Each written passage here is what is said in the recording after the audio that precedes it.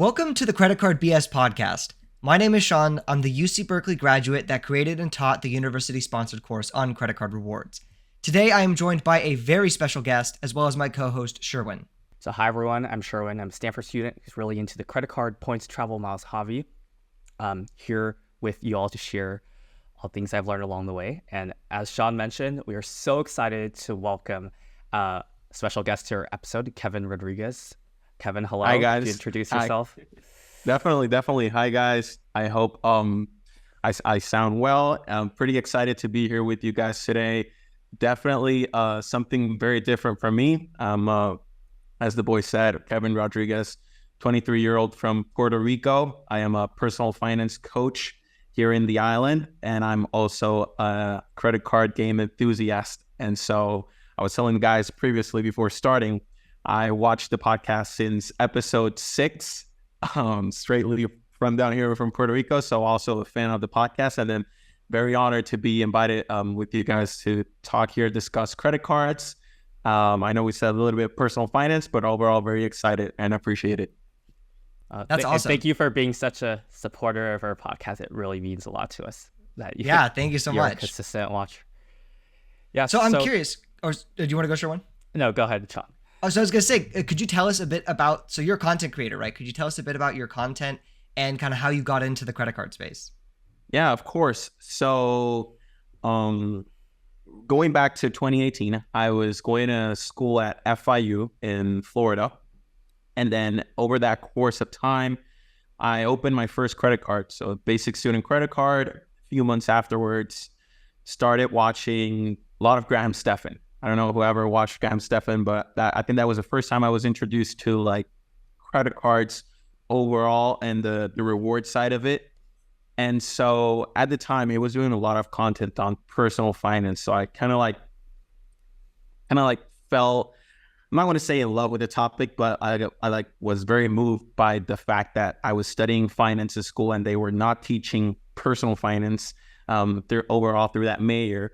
And so a few months later, I got Gold Card, Amex, and then I had that for like a few months and then kind of like quickly jumped to the Platinum. And so I made a big mistake that time. I canceled the Gold Card in order to get my Platinum. Very different logic now, a few years afterwards. But then that all happened at 18, and I didn't kind of like use my points all the way till when I was 21, 22 years old. So it was like a big gap after I had my first credit card reward card per se, and then whenever I started redeeming points. And so last year I started my own business, 2022. And so a big component of the business is because I teach personal finance now, that's mainly the business. I've been able to like rack a lot of points, have business spending. And so I've also done a lot of redemptions of those points in this past year. And I'm just like now overall enthusiast of the game and finding different places I could do more redemptions coming up into next year. And so it's pretty much like a small summary of me entering to the space. Cool. And I know you say you have a Spanish language channel on credit. So how is like the Spanish language? So I'm not that familiar with the Spanish language, like credit card content on YouTube. How would you say it's like similar, different from like the mainstream English stuff? Yeah, great question. I mean, I definitely need to point out that when this topic comes to the Spanish speaking audience, it's very different because most of the Puerto Rican, specifically where I'm based off in Spanish native speaking audience, their perception of credit cards is very different from our perception of what credit cards are, right? So number one thing is the fact that whenever they think credit cards, they automatically associate it with debt and like bad debt and interest and like just this bad connotation. But when it comes to Puerto Rican specifically, we have a big advantage, which is when we're born with U.S. citizenship. So we get a social security number with that. And I think like a very few group of people of like U.S. territories that actually get that type of benefit. And so for us to have that and not use it as an asset, and so me bringing this concept into the Spanish speaking audience, it's been like a big boom since the last year and a half, because now a lot of people are waking up and actually learning that they have access to this US credit card market, rather than a few years back, they didn't know this existed. And so I think it's been like very welcoming, and also welcoming, like presenting the idea with the objective of doing it the right way, right? So like not racking up this credit card debt, only using the benefit sides of it, which I know is like what you guys mainly focus on, and definitely how you guys play this game per se, right? But I mean, it's a slow learning curve, because when you go to the States and you see like all the channels, right? Different creators in this space, they're all so advanced. And so myself personally, whenever I do like studying from the topic, I came across your podcast and different creators in the industry. And so I watched them. I'm like, this is so advanced level, but like slowly but surely it's going to spread out down here to the Spanish speaking audience for sure. That's awesome. And I think, yeah, it's a really good point you have, that having the US Social Security number is such a valuable asset. We'll see other creators in other countries. So like Prince of Travel, for example, one of the biggest things he talks about for Canadians, because it's a Canadian-based channel, is to get US credit cards, because the US credit card market is so absurdly good compared to like virtually anywhere else in the world. So you're right. It's such a valuable asset to gain access to it, because in so many other countries, there's not really going to be a good rewards earning structure. There might be like direct income verification requirements for like even basic level cards, and the benefits just really are not the same. So it's really, really awesome you're able to teach your audience that. Yeah. Yeah, I don't remember all the details of it, but I think American Express has this like pretty cool feature where if you have like a credit history in a different country but are coming to the United States and want to get US credit cards, they have a system where they can get your foot in the door if you have had like credit history elsewhere, but not in the US. Like they're able to either like look up that information or something. I don't know. I don't remember all the details, but I think it could be valuable for a lot of people. No, it's pretty cool. So a big thing for me was the fact that last year I had this piece of content that went viral, was like how to use a credit card properly. And so I went to this university down here in Puerto Rico, and I did this speech where I was teaching the basics of personal finance. And so when it came to the part of talking about the credit card, and for students specifically, I said, so here's like my philosophy. The philosophy is your debit card, you leave it in your house. So like you never walk out of your house with that card, or you're only using your credit card. But the catch is you're never spending money on something that you don't have the money in your bank account in order to pay it back. And so just like that basic principle, I was teaching that, and it all got recorded. And so that clip got like 4 million views in TikTok, like wow. 3 million views in IG. Wow.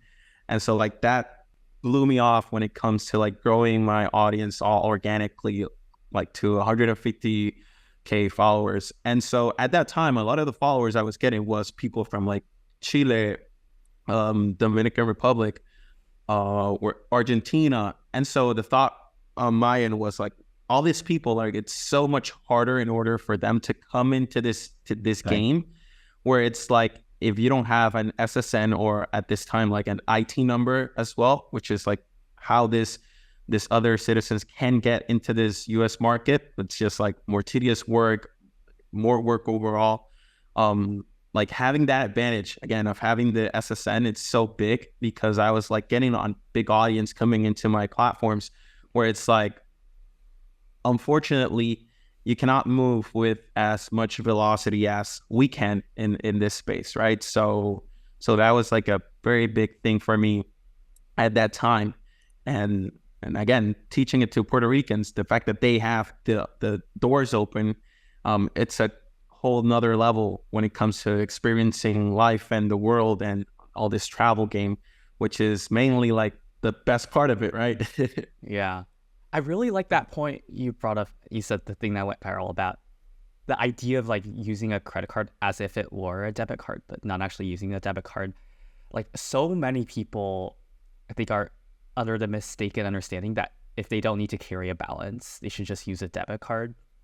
Not only does that come with extra risks because, if your money gets stolen, they don't have like the guarantees that the credit cards have. Sometimes, if you go to a hotel or you're filling up the pump, they'll put like a big hold, and that's going to be money taken out of your bank account for who knows how long. The credit card insulates you from that. And even just like the rewards you would be missing out with a debit card. I think this is a mindset more people need to understand.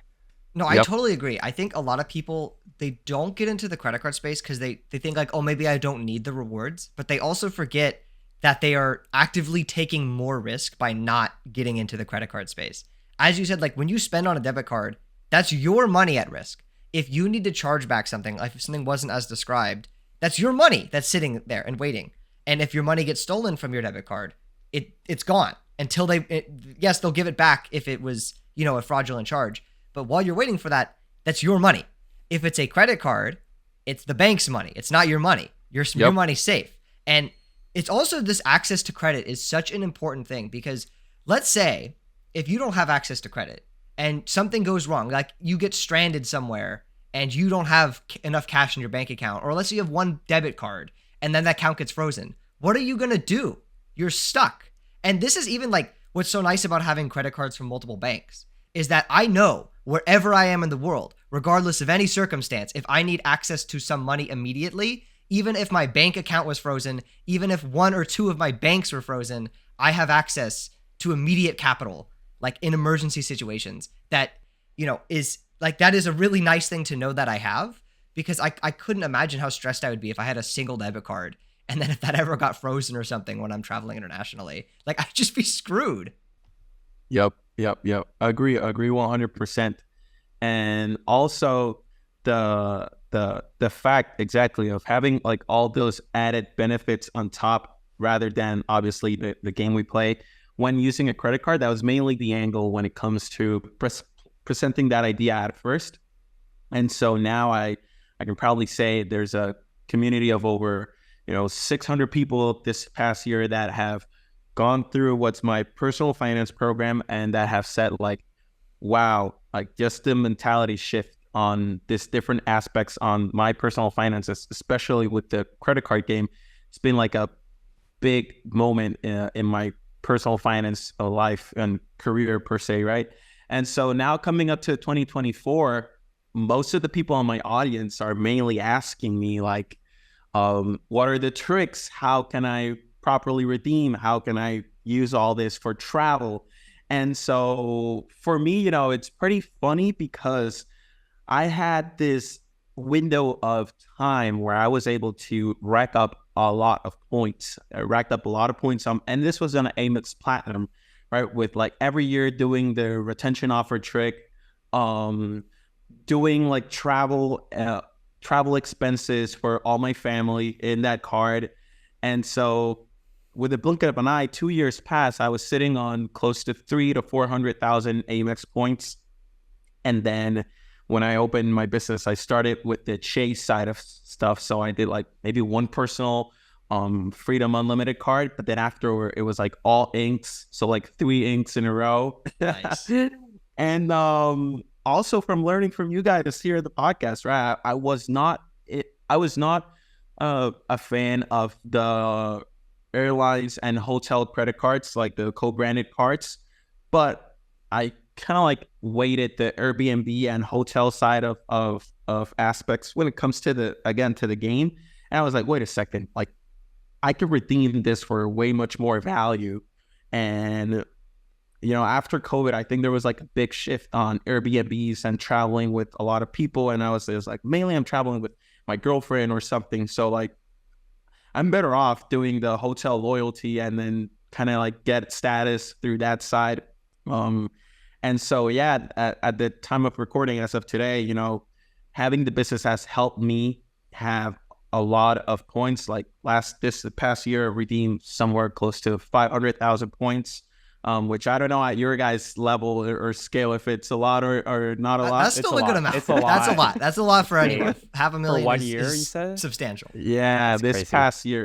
past year, and I'm also sitting somewhere in like 700K points in between Amex and Chase. You know, I still have a long way to go myself in the game. You know, I don't have a city or a Capital One card, and I'm mainly looking for those to do domestical travel with the Turkish Airlines. Right, I don't have access to that at this time, but I've done a lot of international travel, and I'm looking into 2024. You know, doing way more, and just kind of like using it in a sense to show all my audience what's possible with this when you have two factors like the points and also the time and availability to do the travel, right? We're Yes. I think one thing very big is that you guys are very young, close. I mean, we're all pretty much the same age, and I'm guessing like a lot of people that watch your content, right, are mainly our age, and so I think we don't value the fact that we are in the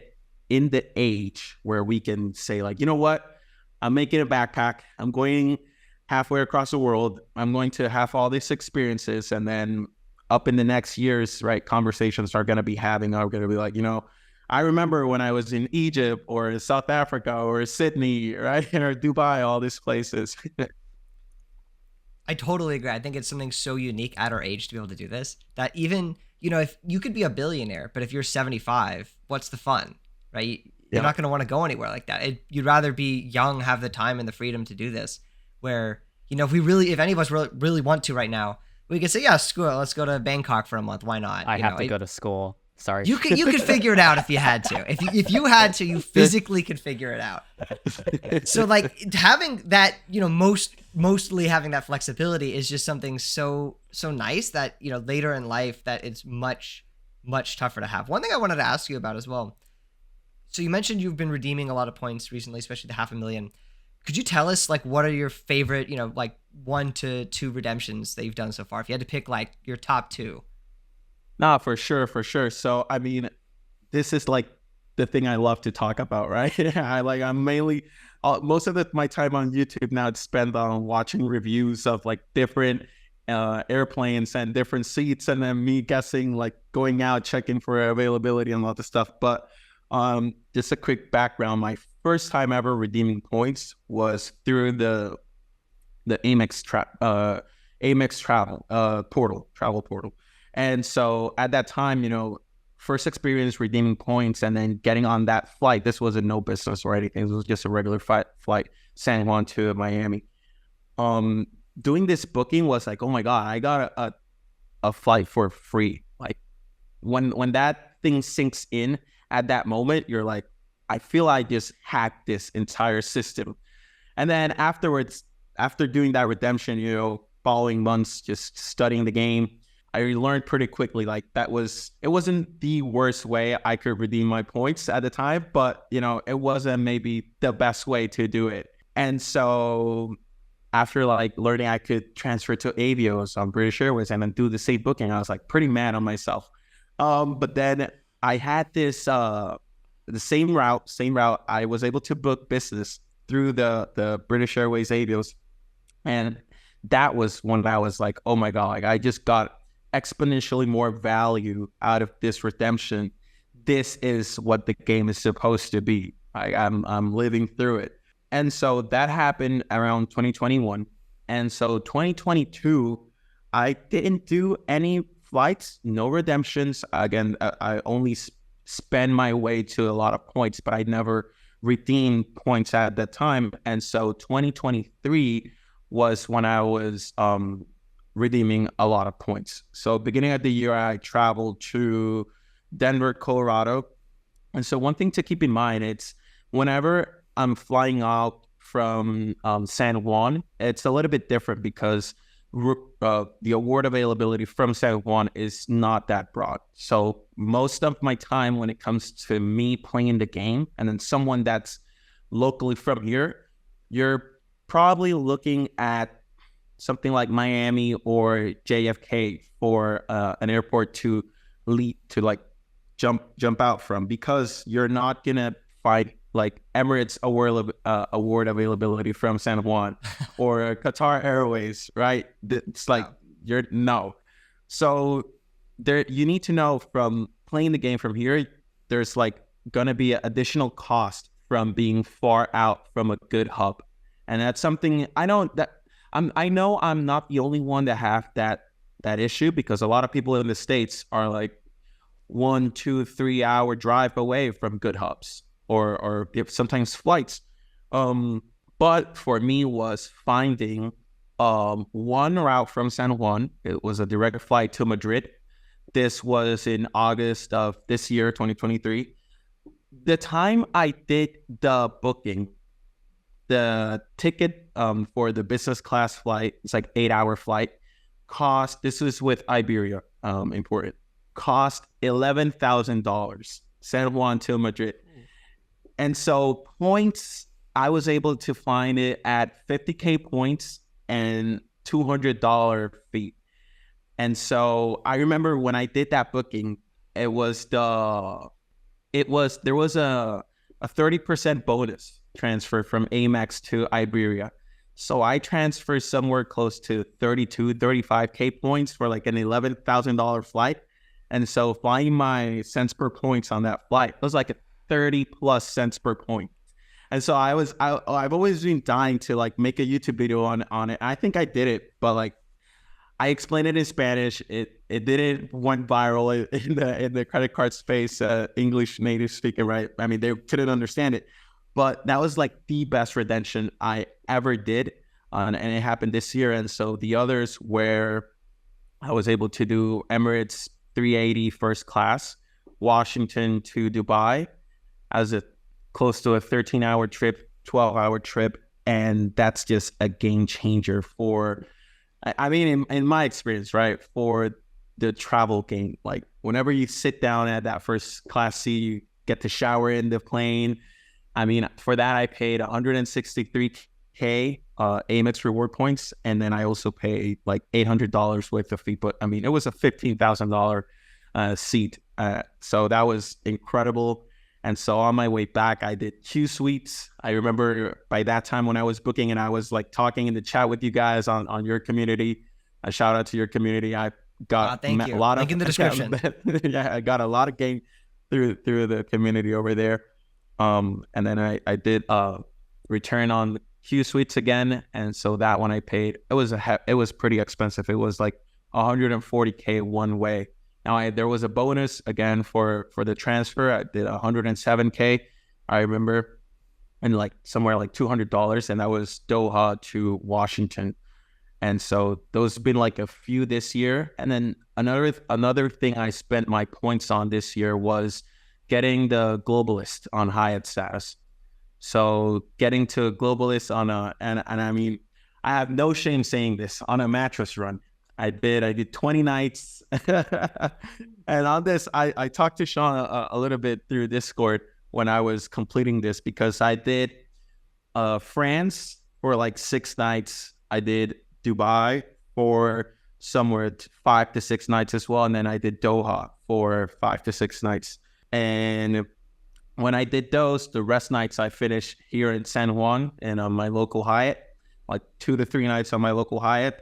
But I mean, it was an awesome year when it comes to travel, because, you know, mainly doing all of this, the time it takes, if you want to document it, like recording it, it's a whole nother job. So like whenever I see Sean's videos at his channel, I'm like, I know the hustle and the work that takes, because a lot of people underestimate like all the work it takes. It's a pain in the butt, I would say, right? But, you know, it's been an awesome year, and just looking forward for next year, because I have no intentions of quitting at this point. That's like super amazing. You're able to do so many trips in like a short period of time. I mean, a lot of the flights you mentioned sound like there are a lot of points. So it's probably good that you had a good stash built up. Could you tell us kind of your mentality about redeeming for those? I mean, for me, you know, 140 something thousand points for a business class flight is like a lot. But, you know, did you still find it to be like really worth it at the end of the day? Great question. Great question. So like I'm definitely on your side when it comes to saying that that's a lot, especially for a one way, right? Because most of the time, like right now, if you look like 1 year, next year availability, you're probably spending that for a round trip at least rather than a one way. But for me, it was something personal, and it's specifically the fact that when I was 17, I'm 23 right now. So when I was 17 a few years ago, I was taken for the first time to Europe by my family. And so very privileged to do like a 3-week Europe trip with my family. And so at the time, that was one of my mom's dreams. Like she just wanted to go to Europe. And so difficult times my family was going through at that moment. My mom had stage 4 cancer. And so unfortunately in 2018, like December 31st, 2018, she passed away. And so I'm never going to forget like how big it was for my mom, especially, but like for my family to just have great experiences and create great moments.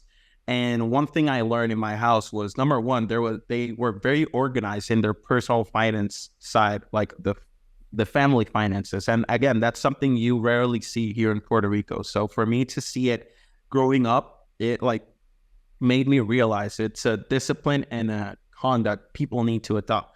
But the second thing was to live great moments and memories. So I remember as a kid, like being taken to Disneyland like 3 to 4 times, right? And that's like something very big for Puerto Ricans, like because Orlando is so close. And so when it came to me redeeming my points, I was like, you know what? F it. Like this is only gonna be memories you're gonna have facing like coming up to the future, and these are just going to be awesome stories you're going to be able to say you experience. Where for me it was like a lot of people are going to die and say they never did a 15K first class trip to Dubai. Like if I'm able to redeem my way up to that, like I'm not gonna think it twice. Like points come and go, same as money. So credit card game's been here since like late 80s. I don't think it's gonna go anywhere. So it was like, I'm just gonna spend it and find my way to get the points again. That was kind of like the mentality behind it, but it comes down to being taught to have great moments and great experiences, like no matter what. Yeah. Yeah, I think thank you so much for. Oh, sorry, no, you go, Sherwin. Yeah, I just really want to appreciate you for sharing that perspective. I think, sometimes I spend a lot of time trying to like figure out, oh, is this a good use of points? Am I maximizing the value? But at the end of the day, I sometimes need to remind myself like the value of the points is not realized until like they've been redeemed. So it's definitely a balance to like, oh, should I save up my points for something potentially more valuable? Or, should I just use, even if it's more expensive, use them for like these important experiences, which are at the end of the day most important. And keeping in mind that loyalty programs do devalue their redemption. So the longer you wait, the worse the value might get. Yeah, exactly. Yeah, and I Sean, think you were saying? Yeah, I was saying I really also like your point of like it, the earn and burn mindset. Like there's no point in hoarding them. And a lot of times, even Sherwin and I, people that are really into this game, that do a lot of research, we like to call ourselves experts, but we spend so much time optimizing per point when a lot of times we should just be focusing on earning more points. It might be easier. And, because we can only save so many points. There's only so much value you can get out of a given point, but the amount of points we could theoretically earn is infinite. So we should probably be focusing a lot more on earning these points, because if I was making 1 million points a month, would any of my redemptions truly matter of the value? No, it wouldn't, wouldn't really matter. So it's really wise in a sense to focus on like, I should focus on earning these more. I know I can earn more. And that's what makes kind of sense to put our time into. Because when we're focusing on over optimizing, like it is good, of course, to optimize and get saver level awards and all that. But to a degree, it can get exhausting. And it's really wise to just book, especially because you still got great value. Like I also want to say like your mattress run is like one of the most baller mattress runs you can do. Paris, Dubai, and Doha. Like that's the type of mattress run I want to do. So like you still got great value out of those things. Like those weren't bad redemptions by any means. But I think it's really wise to that, it makes sense to focus on like what experience specifically you want to have. Even if you are getting a bit less value, which, again, those were great value, it makes sense to just get the exact experience you want. Yeah, 100%. And another thing that goes along that line of thought is the fact that, this was the year I kind of like spent a lot of points. And so looking at my balance and looking at next year, when it comes to me personally, the way I'm seeing all of my points are, number one, as gateways for awesome experiences. But number two, I'm trying to leverage the best way possible those points to the business side of things, because it's very different when you create, for example, marketing material like somewhere where you're local, like let's say right now my personal setup, versus I go to Switzerland and then create content over there, or and Sean, you can definitely like, I know you can see this perspective, because you get to spend the points for your trip to the Maldives, but then you get to make content about that, and you never know like how far that content can take you out, where it's like all the opportunities that could grow or that can come out of you redeeming your points, and not necessarily for max value, but like you got max value opportunities afterwards, right? And then slowly but surely, from a business side of things, I need to say it's way easier to accumulate points, because by default you have bigger spending, right? All the software you're spending recurringly on, and if you optimize cards, I mean, you guys all know like 1 to 2% extra can make a big difference when you making a lot of points. And so that's definitely like my perspective when it comes to the points. And so another thing is, I just kind of like got introduced to the idea of booking a year in advance. And so this is the first time I'm looking at things for like next November and next December of 2024. And the value to point ratio you're getting, I mean, I need to say it's fairly decent. It's very good, rather than most of the bookings I did this year, which were like last minute bookings in a sense. And so that's like another thing I'm trying to implement coming up to this year, because you got I don't know if it's still on, the Fly Blue bonus at Chase, like the KLM and the Air France transfer bonus that's going on. I don't know if it's going on right now. And the other thing I saw last for next year, it's like new Qatar Airways award availability for like next year November. And so I just like scrolling through there, it's like big opportunities to be found at this time of the year, where I'm like, it exactly from from thinking the idea of where can I get the max for my 1 point, is like I have this window of opportunity right now where there's new availability like on all this portals, and I'm sitting on 100, 200, 300K worth of points that I can transfer. It's like, F it, I'll transfer it, I'll have the booking, and then, points are going to be found XYZ during the year, right? Like that's kind of like the way I'm seeing it. Yeah, I really love the idea of like booking super far advance. I think most of my friends think I'm crazy until I booked a trip for like 10 months from now. But like my mentality is always to just book something, even if there's a tiny chance you might go, because for a lot of these, you can just cancel. It might be harder for airlines and airfare, because sometimes there are cancellation fees or whatever. But for hotels, if you're booking with points for the most part, you can cancel for free. So I'll just book a bunch of stuff randomly that seems interesting. If I can go, great. If I can't, I'll just cancel them. I get the points back. It's not costing me, because my mentality is, if I don't book it now, there may be a chance it won't be available anymore and I'll never get to go. But if I do book it, I still have the option to get rid of it. If I can't go, but if I can go, then great. I think, Sean, you take a similar approach. Right? I have a pretty similar approach. So I book speculatively most, especially on the hotel side. I book hotels speculatively all the time. Like most of my Hyatt redemptions I had lined up for the next few months, I canceled them all. But that's fine. I didn't lose anything. My chase points were gonna go to Hyatt anyways, let's be real. So I didn't lose anything by that. There was no cancellation fees I paid, but I still had, that ability. If I wanted to have taken that trip, I could have. And sometimes there are these speculative bookings I make that do go through. Like I had booked last year before the devaluation of Hyatt, the Andaz Costa Rica in October. And I was like, I almost didn't go. Like I was this close to canceling. But I ended up keeping it and ended up going, and I got a really great deal at it. I had, off-peak price, pre-deval, with a suite upgrade applied. So I had an amazing deal because I had booked speculatively, even, that there was a good chance I wasn't going to go.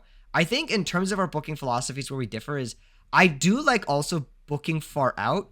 I think for me, I also do, there's kind of this immediate dopamine hit of booking close in though, of like when I book a trip that's like 12 months away, I'm like, God damn it. Like it's 12 months away. There's no, I'm not like, oh, I get to go tomorrow. Right. So sometimes I like to just go, you know what? Let's go to Cabo next week. Why not?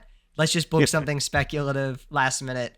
What's one thing that's kind of cool also about last minute bookings is there's this interesting like curve where if you're booking really far out or really close in, the availability is great, but in the middle, it's trash. So if you're booking like 6 months out, nothing, it's all trash. If you book like 11, 12 months out or like 1 month out, great. So I kind of do a mix between the two.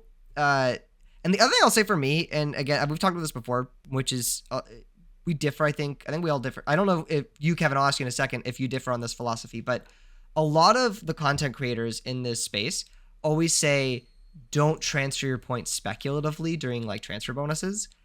I am team speculatively transfer because every time I haven't speculatively transferred, I end up regretting it. It's always like, should I transfer 30% at the version? Nah, I think I'm just going to wait. And then it's like, damn, like there's a award dump of ANA first class next week and I didn't transfer. Now I transfer. And I'm like, damn, I could have saved like, a lot of points. So especially because, once you have an understanding of these points programs to a pretty good degree, I feel like it is fine to speculatively transfer. I think the only problem is if some guy goes like, oh, there's a 20% bonus to Singapore. Let me send my 500K Amex points to Singapore Airlines. But I only want to fly Qatar Airways. That's the only redemption. So like, so what is your opinion on that? Like for both of you, I guess, like, do you both speculatively transfer? Go ahead. Oh, Sherwin. okay. I think Hyatt I will, because that's the only redemption I like from Chase. Otherwise, it depends. I'm very careful about expiration dates. Some programs will have your points expire if you don't have activity, or even just if it's been too long since you transferred. Like the program that I really want to speculatively transfer, but I've not been able to bring myself to do so, is ANA. Yeah. Which is like really annoying to me because first of all, when you transfer, it takes 2 to 3 days to show up. So if like award availability pops up, it's always too late for me because then it's too late to initiate the transfer. But at the same time, ANA has an annoying expiration policy where it's not like you can just transfer more points to get more activity to extend your expiration. The expiration is literally tied to when the points hit your account in the first place. So you do have a hard deadline to use any points that you transfer. So it's very challenging for me, I'd say. And also, like, I guess maybe, Sean, you have a little more flexibility, being able to book last minute things, but like as a full-time student, I'm really limited to like the breaks I have on the schedule. And usually the breaks are also when other people have breaks, so they're not like great off-peak time, So what I end up doing is I plan out 3 to 4 like breaks in my school calendar in advance. So when people are like, hey, do you want to go to this thing next? I'm like, sorry, you have to book me for like the 4th break after that. So that's just kind of how it works. How about you, Kevin? No, for sure. So you know what? I'm the type of person that I always like to be aware of the bonuses, and I also like to be aware of when are those bonuses going out. So like, what's the cutoff date for those bonuses? Because mainly, I think because of watching so much YouTube, I had the thought of don't transfer if you're not going to use. But whenever you see this big bonuses like 20, 25, 30%, you know that those are your windows in order to make your bookings. Now, similar to the thought you said, Sherwin, where it's like when you have the free weeks, almost everyone has free weeks as a full-time student. And so it's like the same thing when there's bonuses, right? It's not like you're getting special bonuses. Like all the clientele, like all the clients from Chase or Amex are also getting those bonuses. So you also, like thinking here, you also need to consider the fact that a lot of people would want to transfer during that window. And so I think the only way like it would make complete sense is if like you transfer the points and then you can wait up until that the cutoff date for when people can transfer it, and then just like search for availability at a point where you have like, let's say, bonus points on your account, and you know like probably the volume of bookings are not going to be that high compared to like when that window of opportunity is open. But I mean, I need to say when I did most of my bookings for this year, I used the bonuses, right? So I was the type of traveler that was, all right, there's a bonus. I'm better off looking for different routes with this airline specifically. And if I find something I can fit in my calendar, I'm going to book it ASAP, because the dopamine hit, I gotta say, the dopamine hit when you hit transfer and you send like hundreds of thousands of points to the airline or hotel chain, and then you do the booking at the moment. You're like, yes, I'm going to Hawaii, or I'm going to Bangkok or Singapore or whatever, right? And so I think the peace of mind of knowing you already have the booking, I think it goes to it's kind of like what you would want as a perfect scenario as a traveler hacker, in a sense, right? Like you did everything right. It's all booked. You took advantage of the bonus. You like kill the arbitrage when it comes to maximizing your points. And so because you did that work, now you get to enjoy an awesome trip, an awesome vacation. But I need to say, I'm not against transferring, waiting a little bit, and knowing you got like 20-30% bonus, because that's definitely a big component of like mastering the game and kind of like, in a sense, maximizing each point you have, for sure. Yeah. Cool. So I think we are a bit over time. So Kevin, do you have any last thoughts before we close out? No. I need to say, I'm, again, as I said at the beginning, very honored to have the opportunity to have this discussion with you guys. There's not a lot of people I can talk to this degree of expertise here in Puerto Rico. And I just need to tell you guys, as I said before starting, it definitely gets to a curve where you're like, oh my God, what are the topics I'm going to talk about? What's going to be next? But, you're always going to find something relevant to talk in this space. I need to definitely say you guys are doing an exceptional job. I really like the podcast, and for no reason you should guys stop now. You need to give it all you got. It can be a space where you could bring like different guests. So again, I'm super honored to be one of the first that goes through this and have this conversation with you. And I'm just very excited for what you guys are going to be keeping on bringing to the platform, because again, I've seen your growth. I've seen the community growth, and you guys are on a roll here. So wanted to congratulate you, and again, say thank you for the opportunity. Yeah, seriously, Kevin. Thank you so much for coming on. Yeah, your support really means a lot to us. So we greatly appreciate it. Also, all of you out there, be sure to check out Kevin Rodriguez's channel. He has definitely. Yeah, we'll leave a link in the description. Is there anything else you wanted to plug, Kevin? No. I mean, you can follow me on Instagram, TikTok, Facebook as well. Facebook is big in Puerto Rico, so I have a presence in Facebook, but my tags are Kevin Rod Hernandez. So, I mean, I'll pass on to Sean and Sherwin to leave in the description for you guys. But again, thanks for the opportunity. And hopefully let's see if next year we can have a same dynamic and talk again of like an update of what was done through 2024. Definitely. Let's do that. For sure. So if you enjoyed today's episode and want to support our channel, one of the best ways to do so is to use one of our referral links in the description up below if you're interested in applying for any credit card. It greatly helps support the channel. Also, please subscribe to our YouTube channel and give this video a like if you liked it. It really helps us out with the algorithm as well. And Sean, do you want to plug our Discord? Yes, if you want to connect with an elite group of award travelers, Kevin talked about it before, he's in there, and you want to learn a lot about some really expert people, consider the 100% free Discord at the link in the description. So thank you so much for watching, and we will see you next week. Thank you. Goodbye.